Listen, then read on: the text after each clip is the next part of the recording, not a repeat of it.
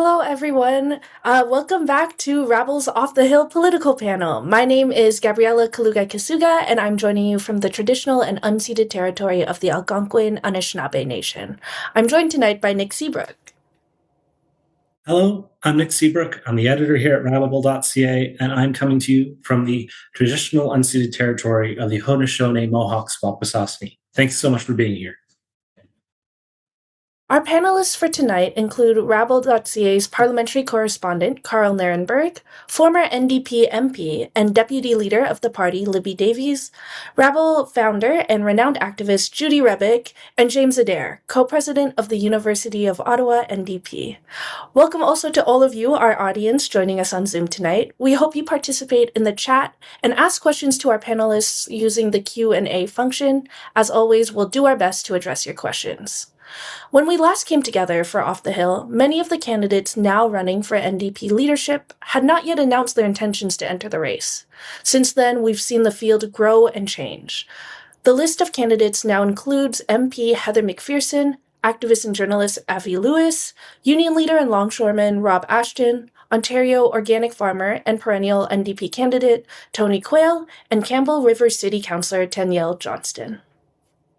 Activist and writer Eve Engler also threw his hat in the ring in July of 2025, but the party's three-person leadership committee ultimately decided that he was ineligible to run. Earlier today, his wife Bianca Mugeni announced her intention to run for the NDP leadership. In the recent federal election, the NDP experienced a notable drop in support, going down to just 7 seats and therefore losing official party status in the House of Commons. Tonight on our panel, we will focus on where the NDP might go from here, which candidate would be best positioned to rebuild the party, and why they're the most suitable person for the job. And so with all that context, let's start with a question for everyone. What do you think is the biggest challenge facing the New Democratic Party as a whole in this current moment?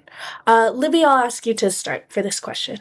Okay, thanks very much, Gabby, and hello to everybody on the panel and everybody who's tuned in. It's good to be back on Off the Hill. So that's a good question to start us off. I feel that it's going to be very important to have a leader for the NDP who's going to really grow the party.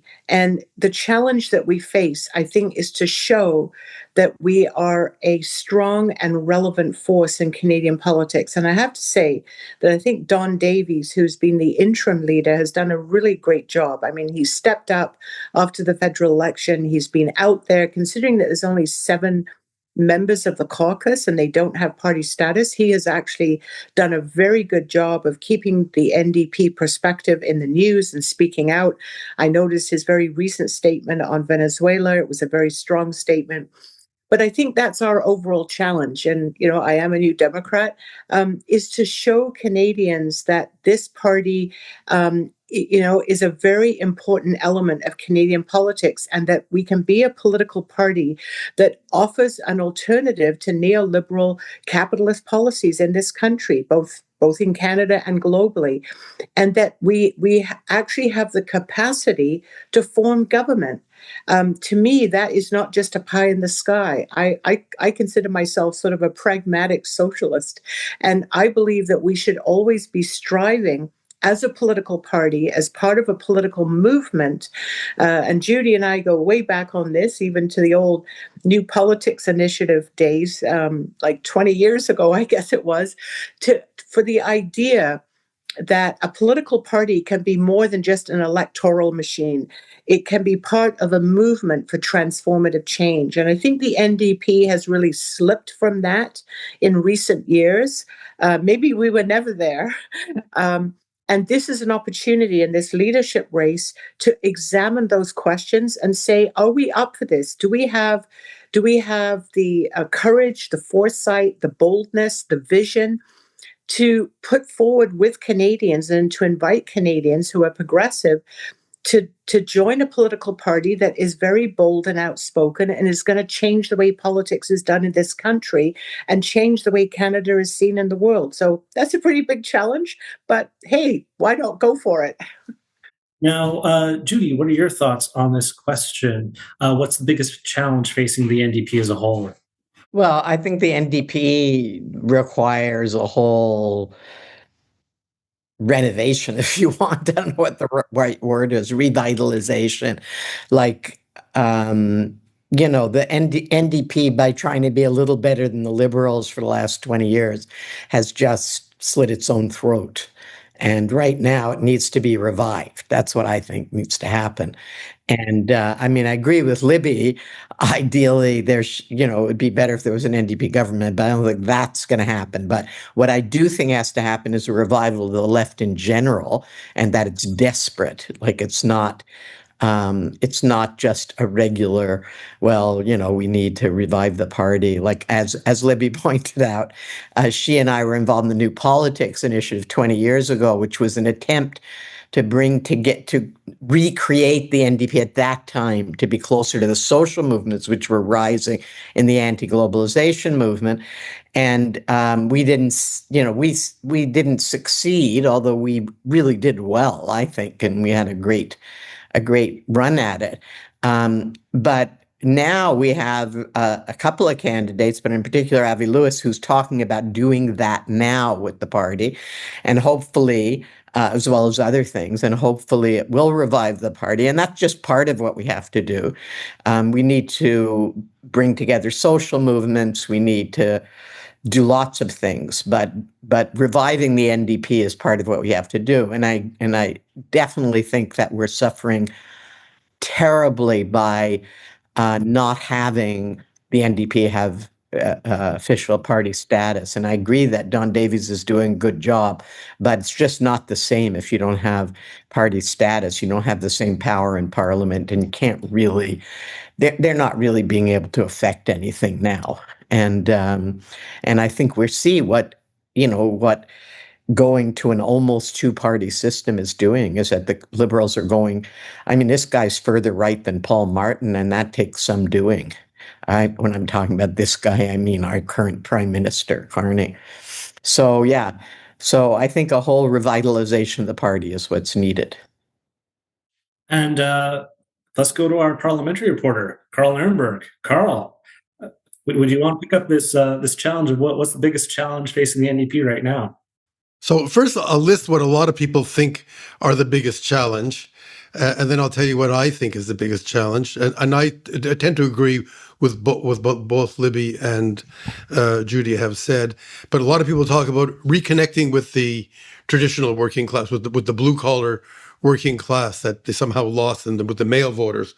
They talk about connecting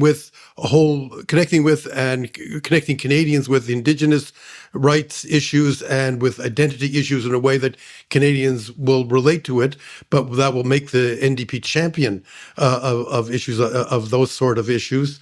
They also talk about somehow getting back into the game in Quebec. The NDP not only won 59 seats in one election, but they kept a bunch of seats in Quebec in the next election. So they have the capacity for roots there. So those are all stuff that people talk about, as well as taking lessons from the provincial parties and becoming more like the successful provincial parties. But what I see, especially as a person who's a journalist, I'm still a journalist. I have my views, and I don't pretend to be not situated somewhere on the landscape here.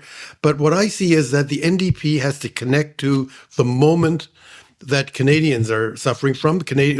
Just now, we had the American invasion of Venezuela, the kidnapping of their leader. And then the next day, the president started saying, okay, now we're going to just grab Greenland. I guess, they accused the Venezuelan president of being a drug dealer. I think they're going to accuse the Danish prime minister of being a dealer in mid-century modern furniture and canned ham or something. So it's just, they talk about Greenland and all kinds of people, respectable, calm, normal, middle of the road people like Bob Rae and Janice Stein and Roland Paris say, this is scary for Canada. All kinds of people say that. But the NDP has to have a position on this. It has to have a policy position that responds to the challenge of the moment specifically and in a more general way. And I think that policy position involves invigorating the public sector, invigorating the use of the public sector in Canada in a way that we haven't imagined in a long time. I'll leave it there for now. Thank you so much, Karl. And last, James, we'd like to hear from you on what the biggest challenge to the NDP right now is. Yeah, I mean, first, I'd like to say thank you so much for having me on the panel today. I'm in really esteemed company, so I apologize if I have a little bit of nerves. I think the challenge the NDP is facing and the challenge that the left in Canada is facing right now is relevance. I think the NDP and I think, I mean, we need to be critical of ourselves. I had with the Ottawa NDP, we had a meeting with Don Davies, who I also think is doing excellent, and he told us that the NDP and the left really need to look inward and figure out what's gone wrong and what is going wrong, because we're losing and we can't afford to be losing. I can't. People my age, generations after us, everyone can't afford to live in a world where we lose. It's a horrifying prospect. And I think the issue is that we have not positioned ourselves as the left or as the NDP to be in a place where we are relevant to the moment. I think we like to attach ourselves to the moment. We like to chase the moment, but we haven't been for a while relevant to the moment, and leading the moment. And I think that's really what we need to figure out as a party and as a political movement in this country is what do we need to do to be relevant to people? Because if we aren't capturing young new people, if we aren't winning the mass political opinion, then we're looking at climate catastrophe. I think we're looking at a rise of far right authoritarianism and fascism, and we're looking at the deprivation and degradation of billions of people's lives. It's existential. And not to be flippant, but there's a quote from a TV show called Shorzy that I don't know if anyone here watches, but the quote is, "It's not enough to want to win. You have to hate to lose." And I think that the left hasn't hated to lose. I think part of us enjoys losing because it makes us feel like, okay, we lost, but at least we're right. At least 5 years, 10 years, 20 years down the line, we can point and say, we told you so. And that's not enough. We can't afford to do that. I'm not willing to afford to do that. And so I think that's the kind of attitude that we have to install in ourselves is that, it's nice to win, but we have to hate to lose because losing is, I think, existential for Canada, but also globally. And I think that means we have to be relevant. And I don't think we've been relevant for a long time. All right. Thank you, James. And for this next question, we're going to go directly to Libby. Now, Libby, you have a long history with the NDP. You've been involved in the NDP leadership, serving as deputy leader of the party. What qualities do you believe the NDP's next leader must have in order to be effective?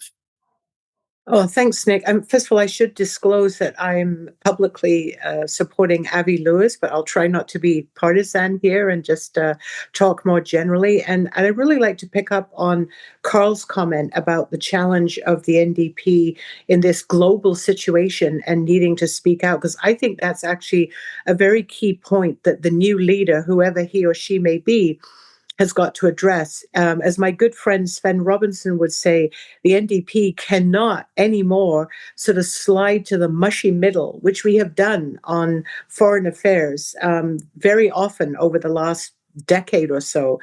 Certainly on Palestine, Heather McPherson has done a great job. Avi's done a great job. Other MPs have done a great job. But generally on foreign policy and on these huge international questions, we've almost adopted sort of a Me Too, whatever Canada does, kind of go along with it, say a little bit more.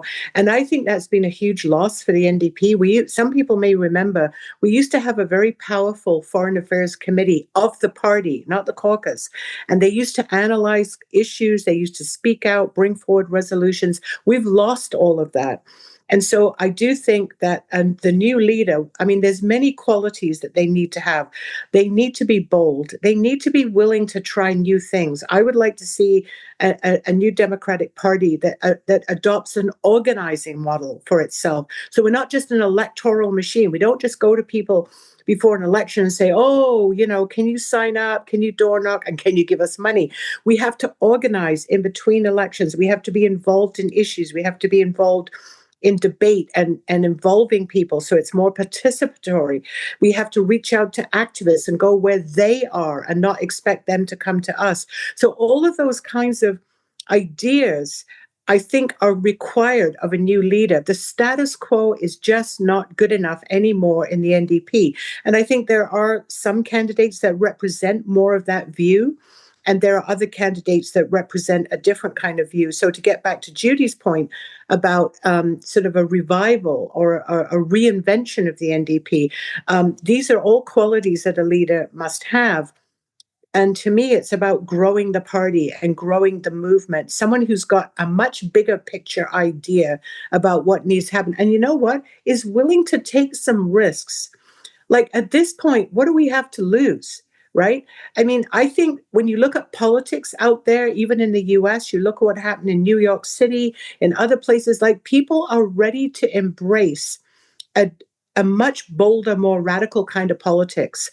And I think the NDP has moved away from that. So I want to see a leader that takes us there, that is willing to take some risk, to bring people in and to say, we're all part of this. And it's about very big changes that we need to make, not only in Canada, but on the international stage as well.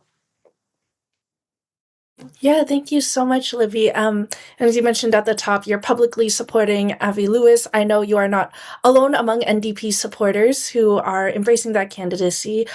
Judy, I know you are also very supportive of Avi Lewis. So I wanted to throw this question to you. Why do you think Lewis is the person for the job? And how concerned should the party be that Avi has already run to be an NDP member of parliament and lost twice? Why should voters overlook that record in the leadership race? Okay, so first of all, I would get that out of the way. Like Avi said, Jack Layton lost twice too. Like Jack Layton was not successful electorally until he became leader of the NDP, and John Mulcair was very successful electorally. You know what I mean? So, like, what you do before you're elected is not relevant. And also, Avi ran the first time in a riding he couldn't possibly win. It was where he lived, and the second time against Hetty Fry, who's practically a statue in that riding. Nothing could move her out of there. I had a fight with Hetty Fry when I was president of NAC in 1990, and she was the member of parliament in that riding. Okay, so let's put that aside. It's not relevant. In terms of why I think Avi would be good is because I think Avi does have these ideas of revitalizing the party, of seeing the Social Democratic Party as only building a Social Democratic Party is only one thing that we on the left have to do, that he understands the need to be pressured when one of the things that I learned over the years is what happens when you get into politics, and Libby could talk about this better than I can, is there's a pressure on you, and that pressure always seems to go to, well, we can't take risks. And if we say this, we're going to alienate these people and so on, and all that kind of shit that goes on with politicians. And they start thinking these little compromises is what are going to work instead of bold action. And this has happened to almost Libby exception, Sven an exception, almost everyone else I've ever known in politics. I think Avi's got a good support group that'll make it very hard for that to happen to him. I think that's important. And I think that, and I think he's surrounded by some really good people. And I think he's got the charisma. And, let me talk about that. That's what Jack had. He had charisma. People liked him. And that was one of the reasons he was able to win. And also, Avi does speak French, not very well, but it's getting better. And I think I agree with Karl that that's important. But the last thing I think I want to say is that I don't look to the States very often for an example, but I think Madami is really giving us an example of the kind of campaign you need, that people want to be active. They want to be organized. They want to be in community. They want to work together to change the world. And, the NDP turned itself into this, phone call machine that just called people and asked them how they wanted to vote. And hired people to call people instead of organizing, right? The only thing that I ever enjoyed in electoral politics was going door to door. And actually, when you talk to people, the people are really pretty sensible if they knew what we thought, right?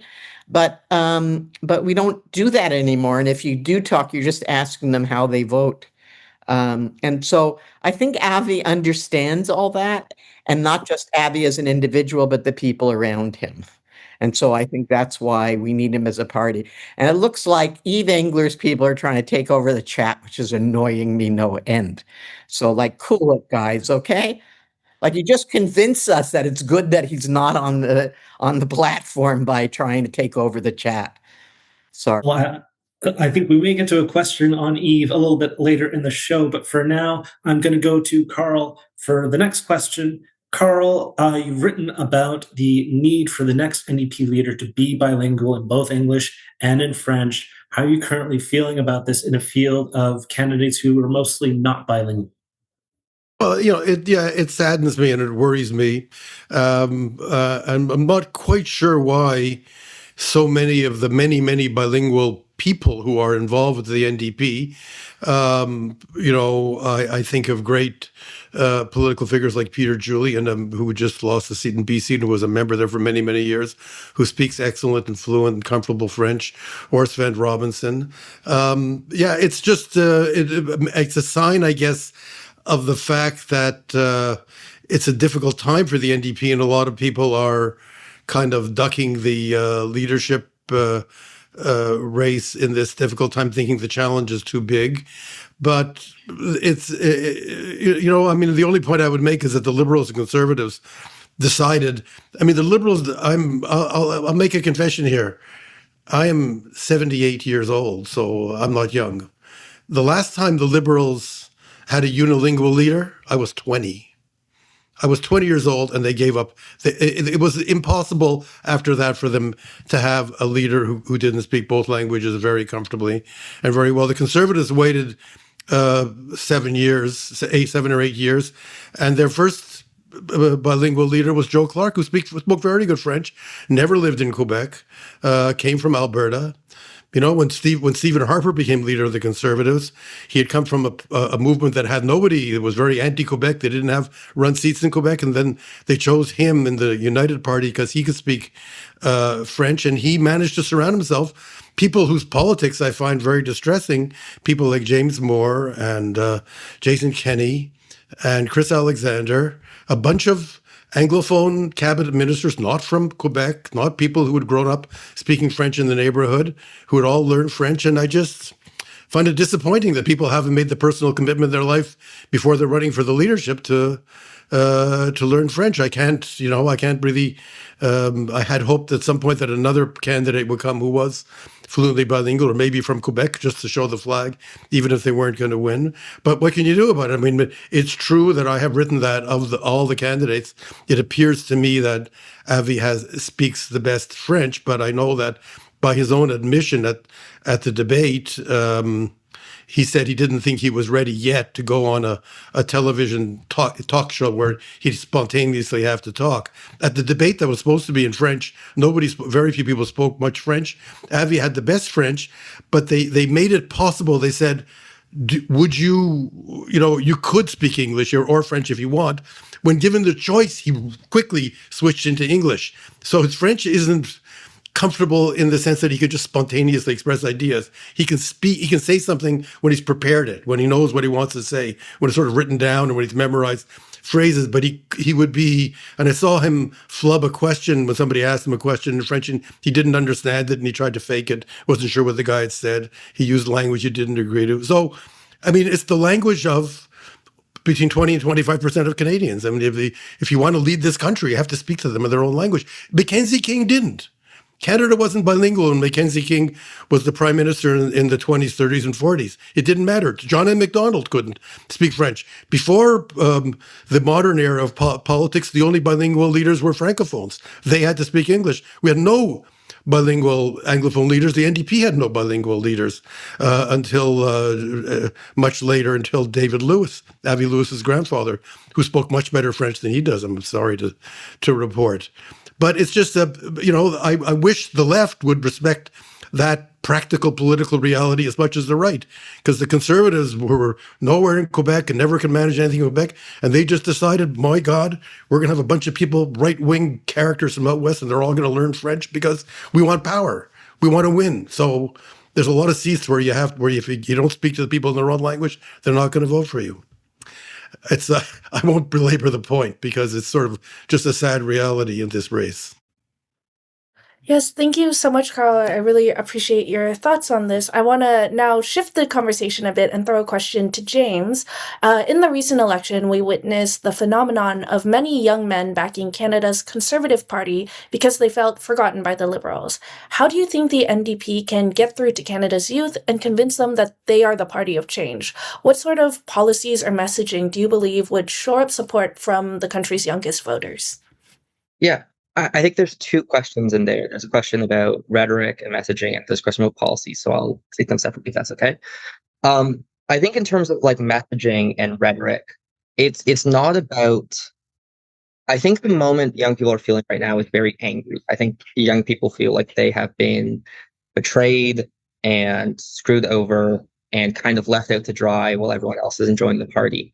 And I think that there have been few Canadian politicians and few politicians globally that have truly understood that moment and have been struggled to actually capture and use that energy, with some exceptions. So I think in terms of rhetoric and messaging to young people, I think it's about being genuine and being genuinely able to understand why young people are angry and disillusioned. I think and I'm probably an example of this, I think in like NDP and left spheres, we like to point at people like me, the like energetic, excited, young democratic socialist. But for every one of me, there's like 15 of my friends back home who are disillusioned, don't care about politics, feel like that nothing is changing, that things can't get better, and are very, very deeply angry at their core, angry at the world, angry at political institutions, just like very angry. And I think that makes them very susceptible to like right-wing populism and fascist populism. If you are on, Instagram or TikTok these days, and you're, going through your feed,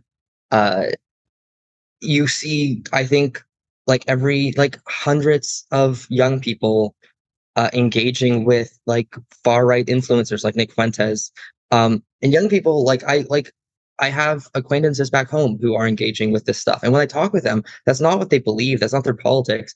But he's representing he's representing how they feel about the world. And I think the left I think the left is scared of anger a lot of the time, because I think it's not an emotion that we're used to or comfortable dealing with. But I also think it's important to note that there was a Polaro poll about the leadership race, and the largest demographic open to voting for young people for the NDP was like young people. It was like 68% of young people said that they were open to voting for the NDP, and I think that was like 20 points more than any other demographic. And so if we want to win these voters, and not just win, but like mobilize them for positive change, I don't think we can do that by dismissing their anger or refusing to engage with them. I think it means that we need to like actually understand where that anger is coming from. And it's coming from the fact that they're paying $1,000 a month in rent, that they're eating food that is like $40 a meal, and then they feel sick afterwards because it's like 60% sugar. They're being fed algorithms that have controlled their thinking since they were like 10 years old, and it's just slop. It's like designed to make them stupid. And everyone knows this. Like when I talk with people back home, everyone knows that they're being screwed over by this system. And so I think what we need from the NDP is that the young people need to feel understood, but not just catered to. with like gimmicks or like insincere displays of righteous anger. I think that's something that Jagmeet Singh struggled with, is the sincerity when he was acting angry. And then in terms of policy, I think that we've seen increasingly a generational divide in terms of policy among like the democratic socialist left, among young people at least, where I think you are increasingly seeing young people supporting almost what I would call like a green industrial strategy. We saw it in Ontario, where like young people were the largest contingent behind the Ontario NDP adopting nuclear energy. And I think that's something that the left needs to take seriously, is that young people are as concerned with climate change as they are with the fact that they're worried that they might not be able to feed themselves tomorrow. And so talking and mixing climate change with like climate policy and social policy with policy that creates jobs and good paying jobs in sectors that people want to work in. I think that's really important. And it means that maybe we have to confront some of our priors about what does democratic socialist policy look like in Canada. And it might look different if we're talking to young people. It might look more like good green jobs and those kinds of things. All right. Thank you very much, James, for your thoughts on that. Now, we're going to be getting to audience questions very soon. We just have a couple more questions that I wanted to ask this panel directly, because we do have such a great panel, as James pointed out at the top of the show. And I'll start with Libby with this next question. I wanted to open up the field to talk about some of the other candidates in the field. We have a field of a few official candidates, and just wanted to get your thoughts on maybe what candidates are doing well, maybe what candidates could be doing to improve themselves in the race, maybe issues in the race that you feel aren't getting enough attention by any one candidate. Libby, just want to get your thoughts on that. Well, I'd say, first of all, Nick, that I think the very, very steep price to enter the race really has limited the field. And I really hope that's something that the party will review in the future. I was shocked when it became known that basically, it's $125,000 to get in the race. And I think that's been a big struggle for at least some of the candidates. And one really wonderful thing is to see how other candidates reached out to some of those candidates who were struggling to meet these impossible benchmarks of raising money, otherwise they get thrown out, and saying, let's help them, let's help them raise money. I think that was, that's kind of good NDP stuff, but I think that what I think has been lacking, and maybe this is going to happen now because of what has happened in Venezuela and now all this renewed talk about Greenland, is that we actually do need to have discussion about foreign affairs and where Canada stands. And it's been noted in the chat, and I got the email today saying that Bianca is entering the race. I don't know whether she'll be able to make the money part, but I think that's going to be an interesting thing to have her in the debate, because she's very well versed on foreign policy, and I think we do need to have that. And I think it's been rather lacking. They've all focused more on kind of domestic issues, bread and butter issues, which is important. But a leadership time is a time to really open up a huge array of issues. And I think the membership and people who are joining the NDP because of this leadership race are really hungry for that. They want to know where these candidates stand. And so the more forums there are, I wish the party was holding more leadership forums, by the way. There's not enough of these formal debates that they need. They need to have one on foreign policy. I got so many complaints from the first one saying, oh, they didn't talk about Palestine. Well, what I was told was that any candidate who went off the question would have their mic cut off. That's what I was told. I don't know if that's true or not, but they need to have a debate on foreign policy and where does the NDP stand on these questions. I think we need to have more serious discussions on policy development. The candidates have put out positions, but I'd like to hear them go back and forth with each other on those positions specifically. So that I mean, that's what I could offer right now, Nick. All right, thank you, Libby. And just a note about more events. Our friends over the Canadian Union of Public Employees are holding a town hall tomorrow night at this time at 7:30 online on Zoom. Check their website for more details. Judy, what are your thoughts about the course of the race so far? Any candidate doing something really well? Any issue in the race that you think isn't getting enough attention? Well, I mean, I think the race has been pretty terrible in terms of what the NDP's done with the race. Like that Quebec, I mean, I've rarely seen a more terrible event than that Quebec debate, so-called debate. It wasn't a debate at all. And it was, well, everybody knows what a disaster it was. Um, and as Libby pointed out, and I think in a post, that they didn't even have the sensibility to say, well, there's four white male, three white male candidates and two women, one of whom's also white and an Indigenous woman, and they had a white male MC. Even I think even the National Post wouldn't do that. Like who would do that? Like not to be sensitive to that is telling me that there's just nothing there. Like I know except reaction to anything progressive, So anyway, I mean, except I agree that the caucus is doing some good things, but the party is just a mess as far as I can say. I don't know, I'm not, I belong to it, but I have nothing to do with it. But it just seems to me it's a mess from the way they're organizing things. So I'm glad CUPE and other groups are holding debates, and I hope there'll be real debates because I think, we've lost the ability to debate. It's interesting that James says that people are afraid to be angry. I think people are afraid to have any differences at all. Right? Like I say, I mean, I'm working on a book now about my experiences in organizing. And I say, like, my generation was like, all we did was be angry with each other and fight, argue. And it was like, I'm right and you're wrong, and not really listening to each other at all. Right. And the younger generation now is much better at that and much more supportive and so on to each other. But now it's like, I'm right and you're a bad person. If you don't agree with me about everything, it's because you're a bad person, right? This is very much in the culture now on the left. And so if you can't have debates and discussions that are vibrant, it's very hard to have a good political party. And it's one way that parties improve themselves.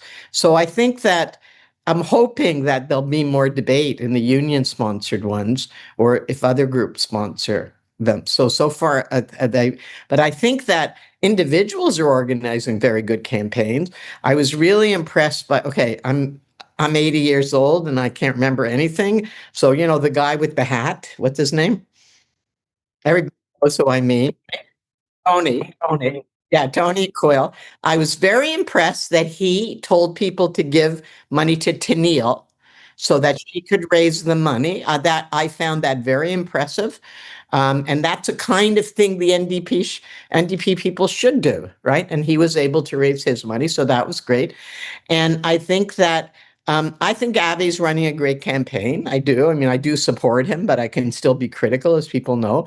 But I really like some of the online stuff that he's doing, as well as in-person meetings he's having around the country, and then trying to do, I don't know how an all-day web meeting is going to be, but they're trying new things and new ways to get people involved. So I think that's good. In terms of the political focus, I agree with Libby on that. I think it's been too much on a sort of economic affordability platform and not enough on other things. Like, we have basically a government of the South that's dismantling human rights, and they're not talking about that either. It's foreign affairs. They're not talking about enough. But also, there's not a lot of talk about gender, quality rights, racism, immigration. I mean, I'm starting to read in the Toronto Star, I'll end here. I'm starting to read in the Toronto Star, liberals saying we should cut back on immigration, that immigration is causing unemployment and housing crisis. Excuse me? You know, like, there was really not enough discussion about that, I think, in the NDP leadership. So I think there needs to be more of a vibrant debate. Nick, if I could just jump in one quick thing on the party side in terms of what Judy said. I do think that the recent report that Emily Taman put out on NDP revitalization and review was a very good report. I don't know, Judy, if you had a chance to read it, but she does a very thorough job of reflecting what I think the members are saying in the NDP and coming forward with very concrete suggestions that are very fundamental. They're fundamental structural democratic questions of accountability about how the party functions. So again, for the new leader to take up that report with vigor and not let it die on a shelf as has happened in the past. I remember Rebecca Blakey's great report from an election or two ago. It went nowhere, right? So a new leader has to pick up that report and say we are going to change the party and use that as a basis for going forward as well. All right, thank you very much, Libby. And we'll go to Karl and James for really quick thoughts just as we finish off this question, then go to audience questions. So Karl, first, just thoughts on the race so far. So I would just say that to make a contrast with Judy, that we want to see more anger, more open conflict when necessary, but real disagreement is healthy. I would say that the impression I have of the NDP is that because it is a bigger movement than the 7 members of Parliament. It's also 2 provincial governments and a bunch of official oppositions in many provinces and a lot of active provincial parties. There's a lot of dissension and difference. Rob Ashton, who, by the way, I think is doing an effective job of being a champion for the blue-collar worker and the traditional NDP voter. And it is true that there was a day when the NDP would win seats among factory workers in Windsor and Hamilton, among mill and forestry workers in northern BC and northern Ontario and northern Manitoba. It is true that the NDP has a long history of being the party of industrial workers as well as the newer working class of people who work in service industries and in all kinds of other non-traditional ways. But, we went online to attack Avi Lewis, claiming that Avi Lewis is divisive and that he's attacking, that he's lecturing provincial governments. And then lots of people, sort of like rank and file NDPers, are agreeing with him and sharing his message. And we know that Heather McPherson is an Albertan and has in the past supported the expansion of the Trans Mountain Pipeline. She's supported by Rachel Notley, who, as an Albertan politician, she sort of has to be somewhat friendly to the Alberta's main industry, the oil and gas industry, and she definitely is. Obviously, she's not the same as Danielle Smith, but she definitely took a position that she was very happy when the Trudeau government decided to buy a pipeline, which many other people in the NDP and the national NDP at the time disagreed with. And we do have the cases within British Columbia where there are big differences of opinion about the British Columbia government's embrace of liquid natural gas. So, I mean, the NDP, like the rest of the country, is divided. I think the NDP being made up of people who are strong believers in principle, whereas the Liberals are made up of people who are strong believers in power and only power. Like there are many, many Liberals, I'm sure, who don't like Mark Carney's rightward lurch of the Liberal Party. There must be many of them because those same people were sitting in Parliament when Justin Trudeau was Prime Minister, but they're shutting up. They don't talk about it in public. And I think one challenge for a leader is going to be to unite a fractious group in the NDP. So Judy is right that you have to be able to be angry and to air your differences and to stand up for what you believe in. On the other hand, you have to have a movement that doesn't seem to be arguing with itself all the time, and that is Sorry, conveying I didn't some say you kind have to be angry. I've just said you have to be willing to discuss differences. You don't have to be angry doing it. But I do think that there's a lot of factions. There are a lot of factions. Look, when Heather McPherson said she didn't like the idea of having purity tests, right away, Leah Gazan went public and said, what are you talking about, purity tests? I won't take that kind of talk. So there are people who are I'm thinking they have 7 members of parliament and they're quarreling with each other. So the Liberals have 169 or something, and they're all getting along. Anyway, I won't go further. Thank you very much, Karl. I just want to give James a quick chance to wrap us up on this question before we go to audience questions. James, would you like to wrap us up here? Yeah. I think it was mentioned in the chat, I'm supporting Rob Ashton for leader of the NDP, but I was also on Tony McHale's 24-hour fundraising drive. I have also donated a bit to Neil Johnson's campaign. And I think those 3 are really interesting candidates to me. I think especially Neil Johnston is like a superstar. I'm really excited about the prospect of getting Neil elected in her riding and replacing the current MP there. But I think the leadership race, I think in many ways reflects the state of the party, in which it's had, really good moments, but largely it's been lackluster.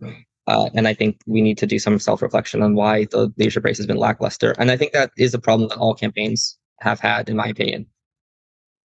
All right. Thank you very much, James. So going into audience questions now, I'll give everyone an opportunity to weigh in on these really briefly. We have a little less than 15 minutes to go, so we want to get through as many as we can. Now, I'll dive right into the one. Anyone who's glanced at the chat during this conversation will know, I think, that we have a bit of a can of worms on the table, so let's go right into it and just talk really quickly about Yves Engler's candidacy, his exclusion from the race.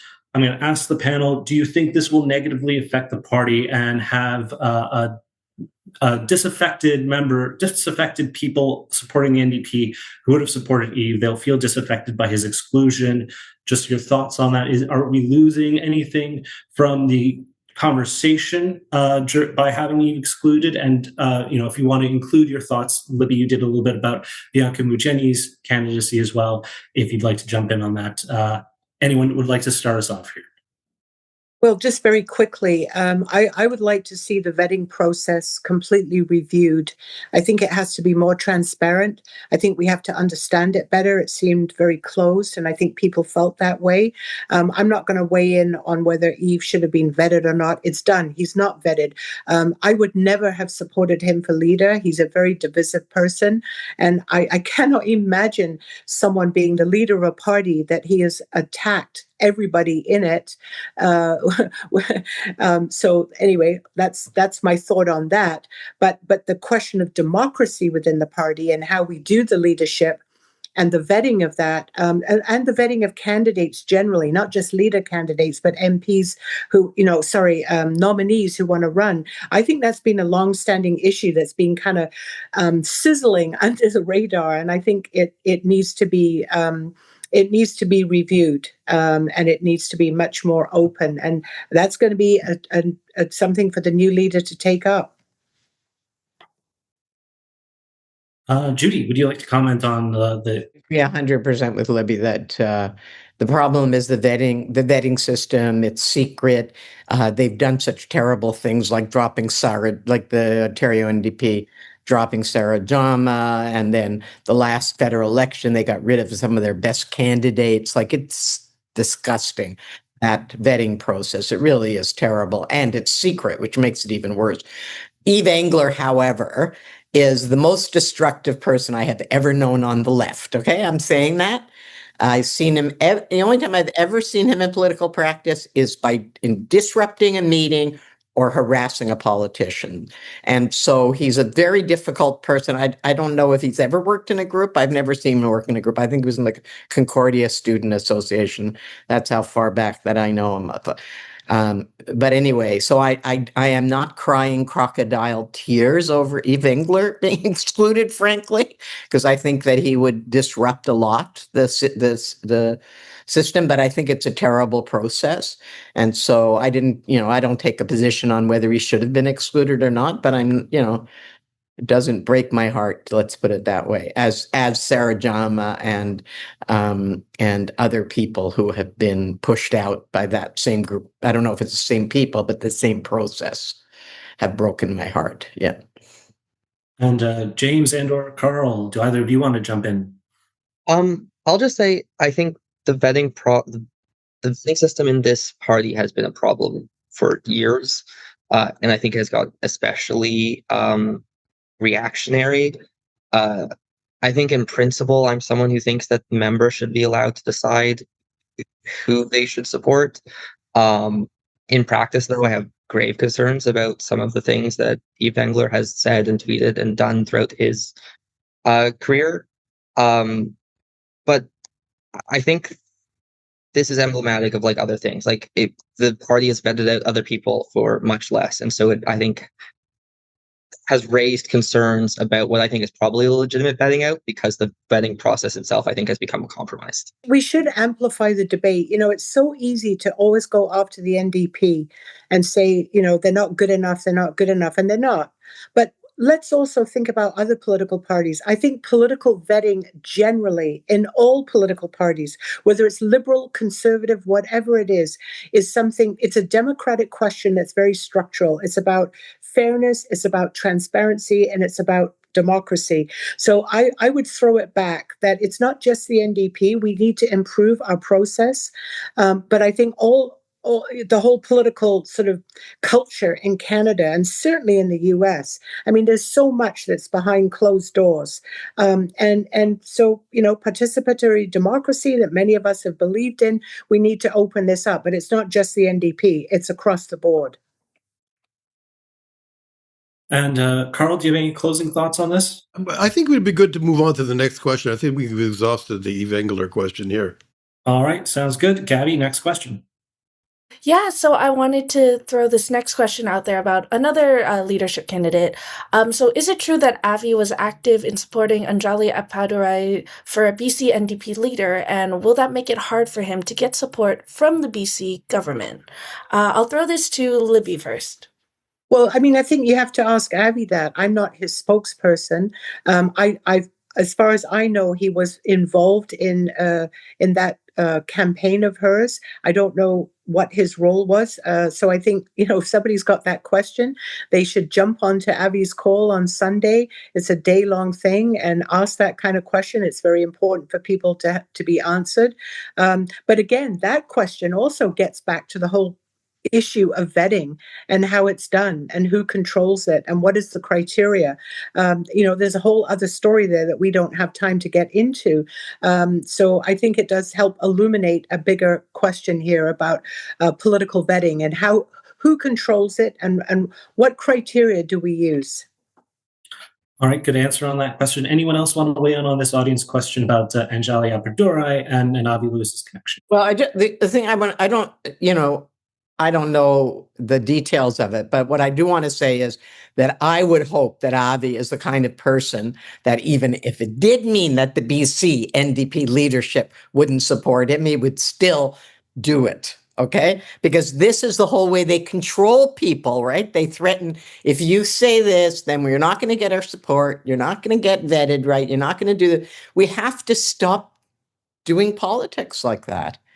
And if we want to call ourselves on the left and we want to inspire people, we have to stop doing politics like that and not decide on whether you want to work with Angeline.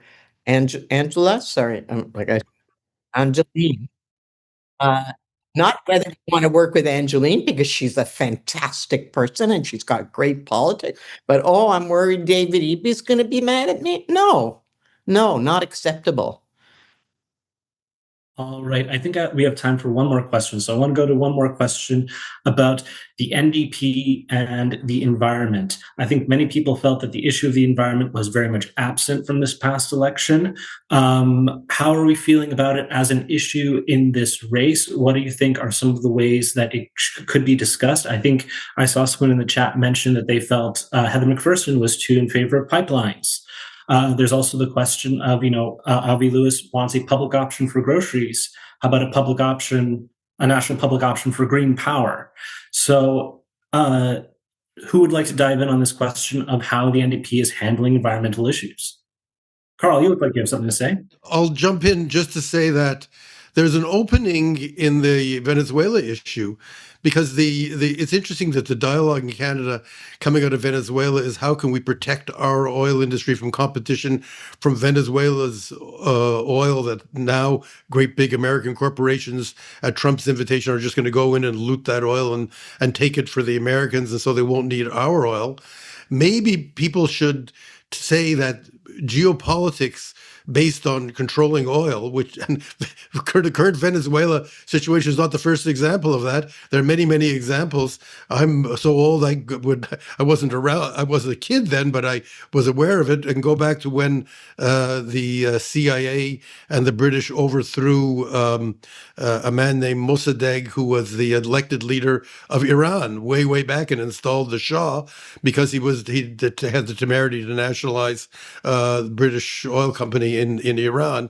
So what this is an argument for is getting off oil. If we want to stop wars over oil and rapacious imperialistic activity over oil, we should stop needing oil. Where is the talk about reaching peak oil and transitioning to other forms of energy? And I think it's true. And a viewer put this in the chats that this is an area where we should have an active participation of our public sector, that we should have some kind of federal green energy corporation. Nikki Ashton actually talked about that during the last leadership. And again, I come back to my other point. 2 quick points. One, that the NDP under Jagmeet Singh and its agreement with the Liberals was extremely focused on a traditional NDP role, expand the welfare state, pharmacare, childcare, home care, increased help for those who can't help themselves. All good. The welfare state is a great accomplishment of Social Democrats, the British Labour Party, the French Socialist Party, and the NDP in Canada. But now we should have a program that connects to the global situation, the threat. It's not just a foreign policy issue. Foreign policy joins domestic policy, because the foreign policy of having a rapacious, fascist, imperialist president who wants to take our country over, quite literally, is a domestic policy challenge for us. And we should join that with a robust economic policy, which is different from Carney's, which is essentially, let's bribe big business to invest in Canada, because big business has no patriotism. Big business owes nothing to any country. They only need the big business will only do anything if you pay them off, if you lower their taxes and get rid of regulations. So we have to have an alternative to that, and part of that alternative is green energy and public sector participation. We have time for just one final thought. Libby, you were first. Yeah, I was just going to say, I mean, I think Canada has fallen far off the track and far behind on the climate emergency, and we need to have a leader of the NDP that clearly and unequivocally understands that we need a transition to a fossil fuel economy sooner than later, and needs to talk thoughtfully about how that transition happens.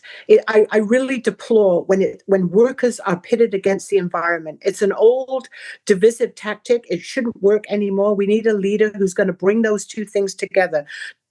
Good jobs for workers, just jobs, green jobs is what it's all about, and we need to make that transition now. And the new leader of the NDP has got to take that up and make it a huge priority. All right. Thank you very much to our panel. That, unfortunately, is all we have time for questions. We are at our time limit. So appreciate everyone on this panel for joining us for this fantastic conversation. We had a really great panel tonight. And thank you, everyone who attended and watched and joined in. We really appreciate you participating and sharing your thoughts and your questions with our live Off the Hill political panel tonight. Off the Hill will return this spring with a new edition and a new panel and a new issue to dive into, so stay tuned for that. Thank you, everyone on the Rabble team, for making tonight's panel possible. And for those in the audience, if you'd like to support the show and the other great work that we do here at Rabble, please consider becoming a monthly donator at rabble.ca/donate. Thank you all for joining us tonight, and we'll see you this spring. Thank you. Thank you.